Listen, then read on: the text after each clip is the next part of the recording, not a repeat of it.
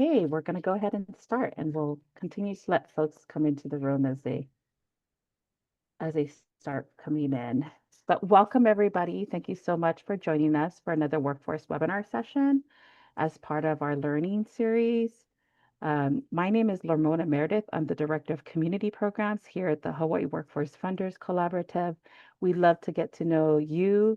And if you haven't introduced yourselves already, if you can go ahead and put your name and your organization in the chat, and we'll be sure to follow up with you after and also send you the session materials from today's webinar.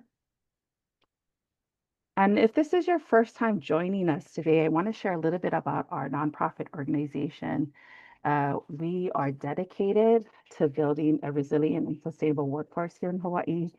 We help support and unite workforce systems and partners and stakeholders here in Hawaii. Our focus is collectively strengthening and elevating opportunities for partnership, collaboration, alignment, and integrated efforts across the workforce system. We also help to curate and provide data insight and research to guide workforce investments.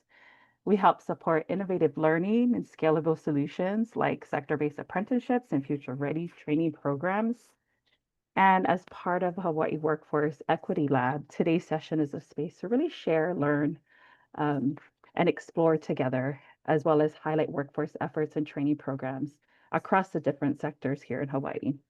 It is truly an honor and a privilege to introduce to you today's speaker, Roseann Freitas, a remarkable leader and woman here in the building industry, a trusted colleague, and someone I've recently had the pleasure and honor to work with and learn from. Roseann currently serves as the CEO of the Building Industry Association of Hawaii, also known as BIA, where her visionary and extraordinary leadership skills and deep expertise in business communications and marketing has had a long-lasting impact. With a career dedicated to forging strong partnerships across industries, government, and communities, she's known for driving strategic growth, elevating brand visibility with purpose and authenticity. And I know this because I've seen her in action. Under her guidance, BIA Hawaii continues to thrive as a powerful voice for Hawaii's construction industry. So she's going to share a little bit more about that today. And today she will highlight the incredible opportunities for building careers in construction, another thriving sector. And she will also share insight into BIA's PACT program, also known as the Pre-Apprenticeship Construction Training Program, which is opening doors for local talent here in Hawaii. We're excited to have her share with you today. Just a few housekeeping reminders. We are recording this webinar for future informational purposes and sharing education. We'd love for you to provide some feedback. So I'll also provide a post-webinar survey and the link afterwards. And we ask that you kindly keep your presentation, your devices on mute so that we may be able to have a smooth presentation today. But there will be an opportunity to ask questions following her presentation. And if you have any questions that you'd like to get off your chest, go ahead and drop it in the chat. We'll make sure to address them later. Okay, right now I'm going to turn the time over to you, Roseann. Thank you. Thank you, Lamona. So I've had the pleasure of working with Lamona since actually I took over here at BIA in December of 2023. So I was very honored when she asked if I'd come and speak.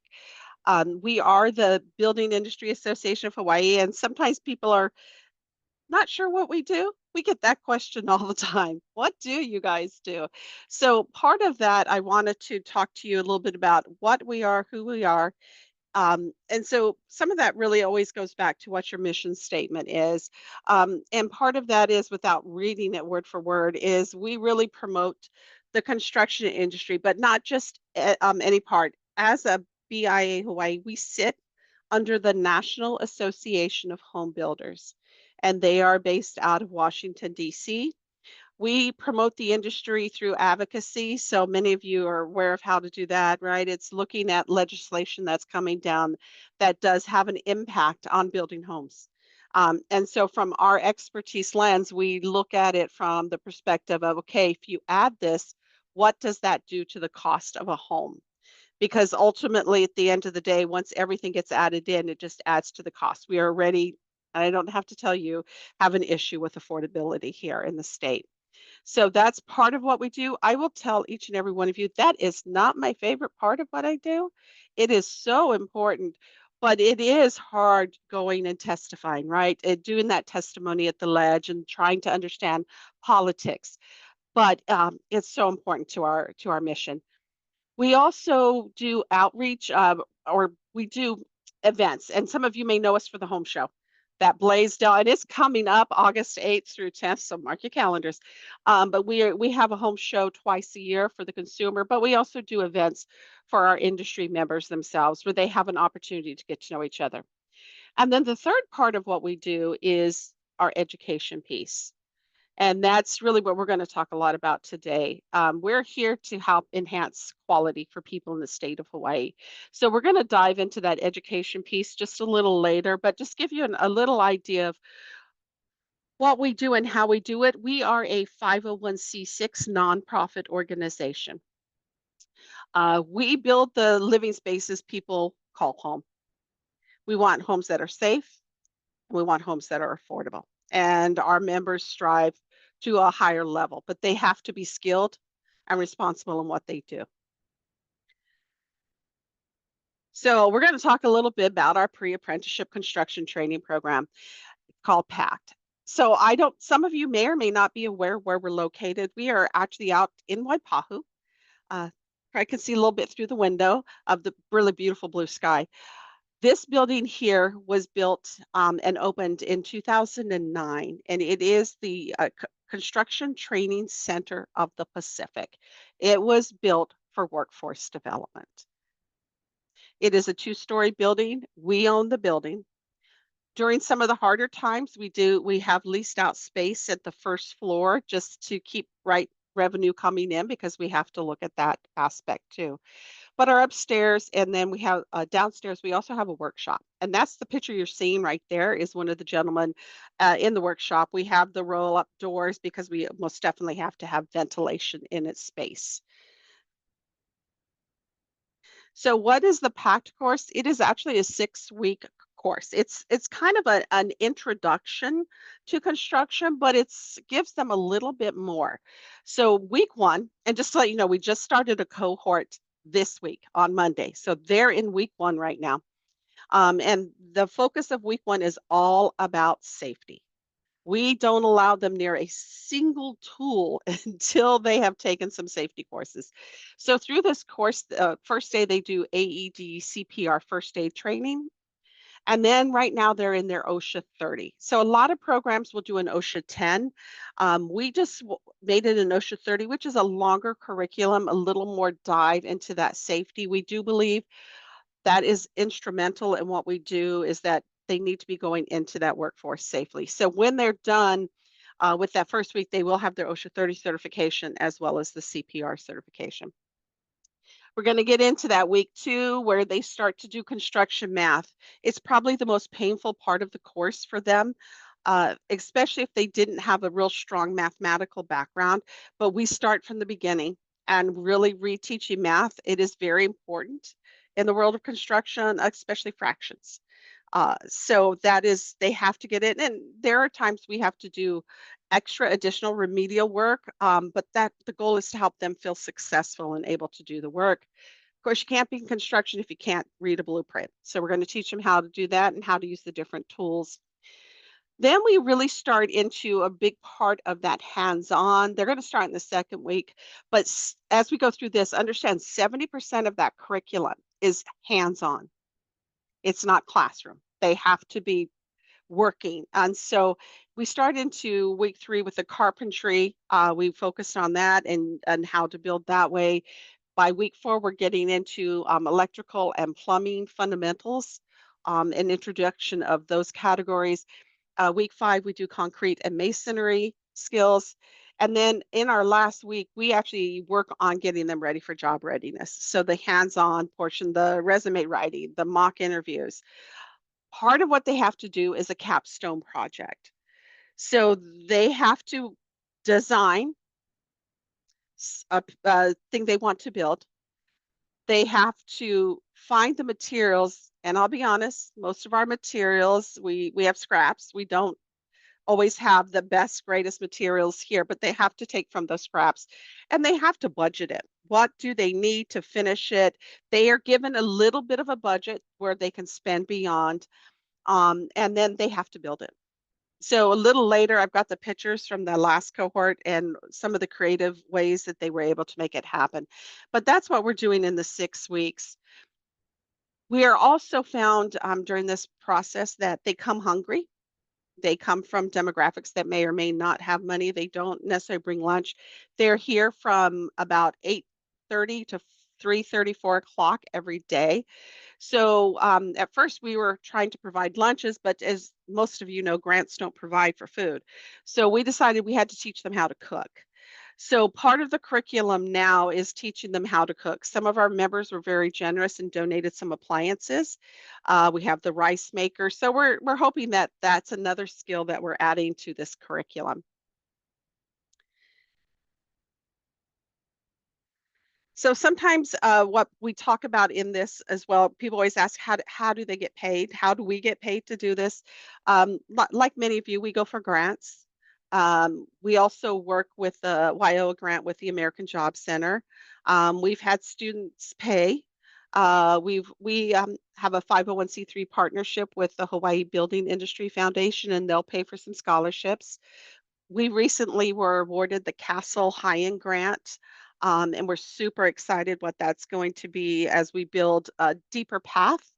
And I'll talk a little bit about that. But the other part of what we do, and it's not on here, and I should have, is the state of Hawaii approved this to receive ETF funding. So for those who maybe, they don't meet the lower threshold, but they still need some help in paying, the state will pay up to $2,000 of the curriculum.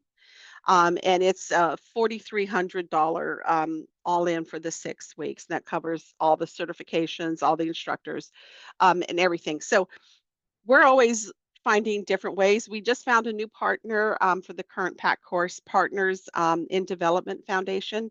And we're super excited because they're providing some wraparound services for the students. So beyond the technical aspect of what we can do, the additional support to help them succeed. Just so you have an idea, during COVID, our program was shut completely down. We were all shut down, right? So they had not run a PACT program since 2019.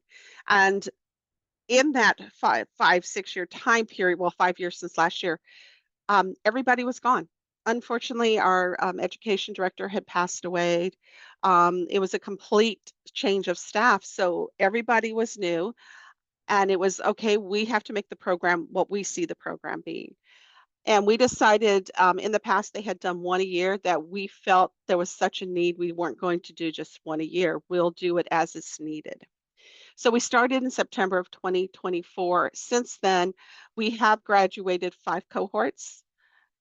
We are pretty happy with our completion rate at 83%, which when I look at other PACT across the country, they're at 70%. So we feel pretty happy with that. But for those who also got their certification, that too was an 83% level. So we're pretty happy that we're getting most of them to the end of the course. But for us, it's not just the end of the course, because if they graduate and they have nowhere to go, it's kind of been a waste of time and money. I mean, they learned something, so that's not a waste, but the goal was to help them get a job. So we're tracking it right now, as you see here on this spreadsheet of where did they go? Some go into the military, some go on to college, some are able to get jobs. And then with the WIOA grant, the part of that, they'll pay for an internship. And so our part of it at the graduation is we invite our members to come watch the graduation, but to also set up tables and to interview them.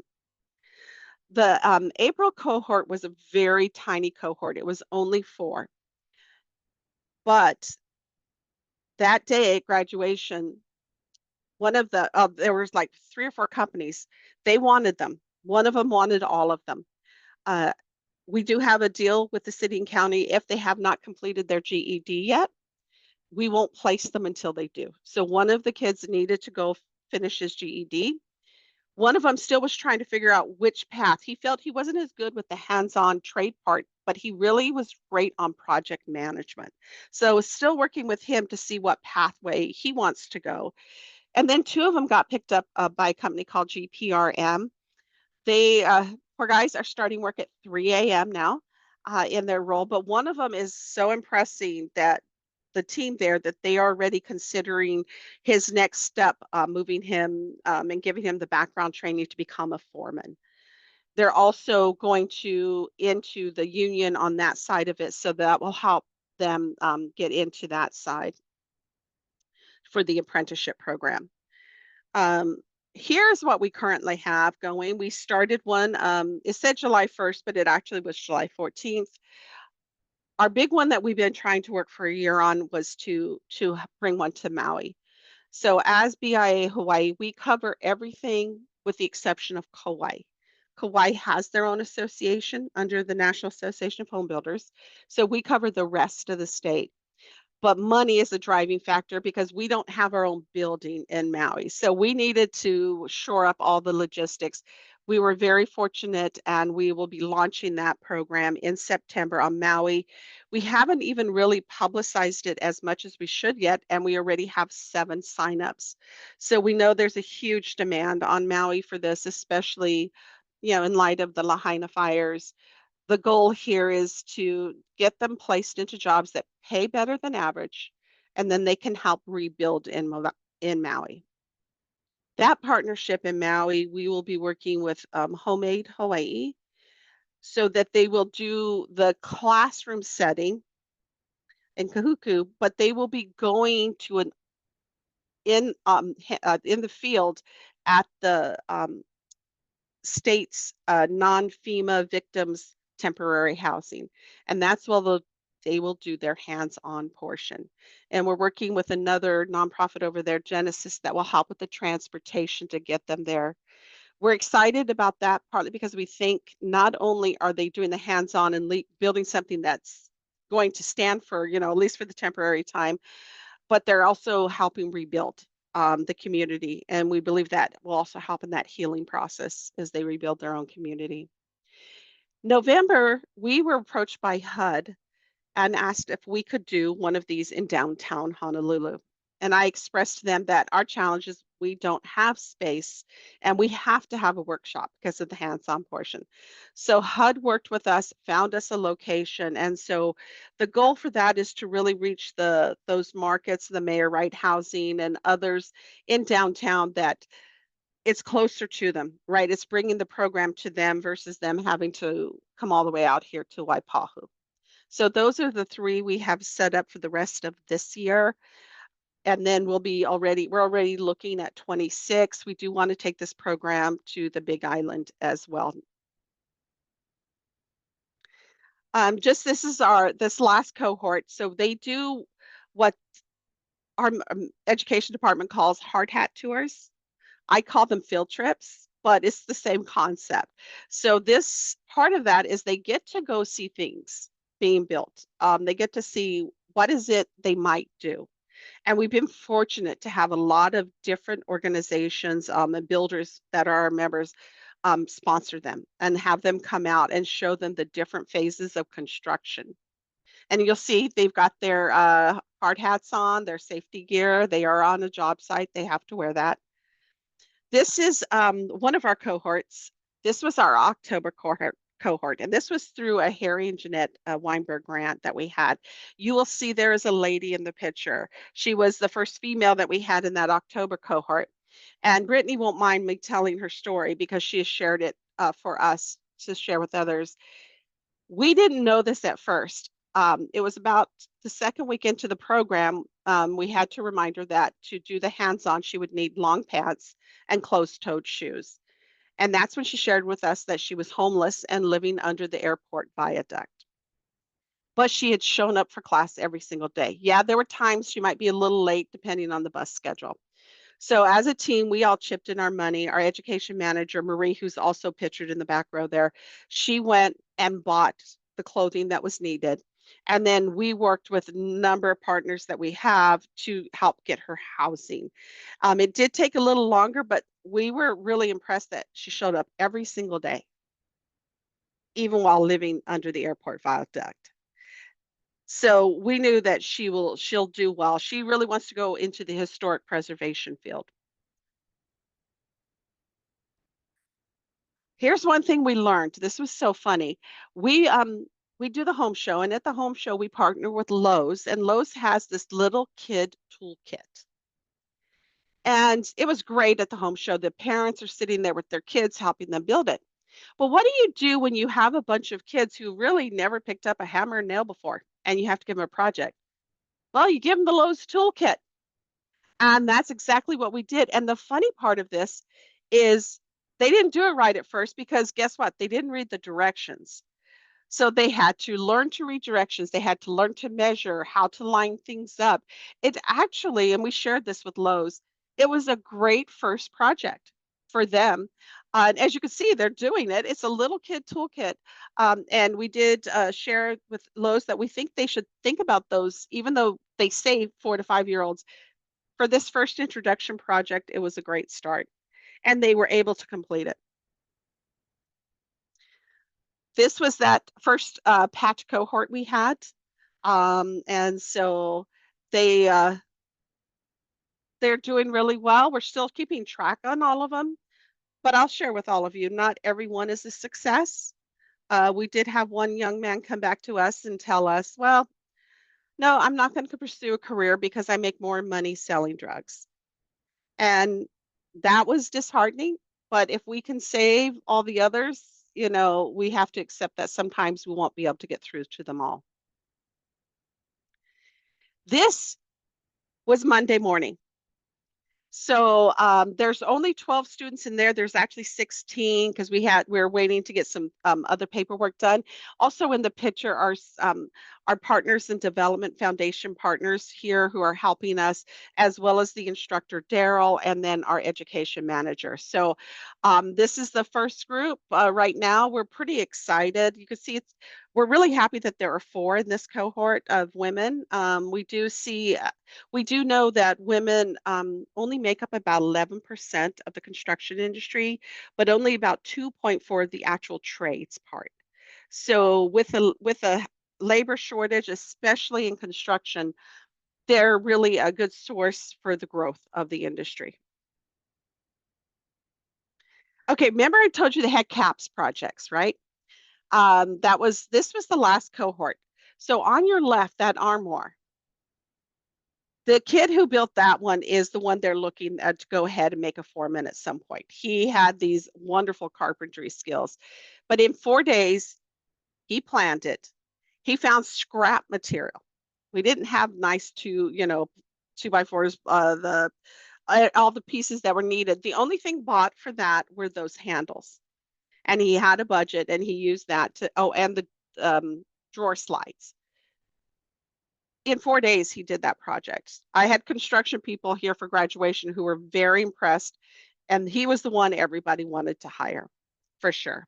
The next one is a table. We loved it. They had to, some torching on it to give it that burnt look. But these are their projects. That was part of what they had to do for their hands-on portion. That way they have something they can look, they can see. Obviously, he could not take the armoire home as easily because it doesn't fit in. Like one of the guys made a board that has dog bowls in it, and he was able to take his home. But the armoire is a little harder to. So it's still sitting here if you ever come by. So I know we've got plenty of time to ask questions and stuff, but here's some information. I'm Roseann. Marie is our education manager. Both of our emails are on there, and then our phone number to our education department. We talked a lot about the PACT course, but I would be remiss if I also didn't mention we do ongoing training for a variety of topics. We do first aid CPR, we do OSHA 10, OSHA 30, the EM 385, which is required for all state and federal jobs. We do scaffolding, fall protection, anything to do really on the safety side, we focus a lot on. We do feel that that is for us a priority, to make sure everybody who walks out of here is safe. So, oops, I went back one. I'm going to go ahead and stop sharing if everybody's okay with that. There we go. Okay, so gives you a little bit of an idea of the education of what we're doing here. We are expanding our partnerships.